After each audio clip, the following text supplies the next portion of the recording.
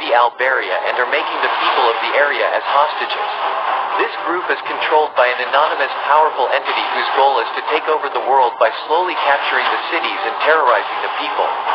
The people are afraid of these horrific terrorists and looking of an immediate help. To help the people of the city, we are going to send our special anti-terrorist squad, which is made up of some highly trained extraordinary soldiers which are prepared to fight in any conditions. As the people are looking for your help, it's time to roll out and clear the areas by eliminating terrorists.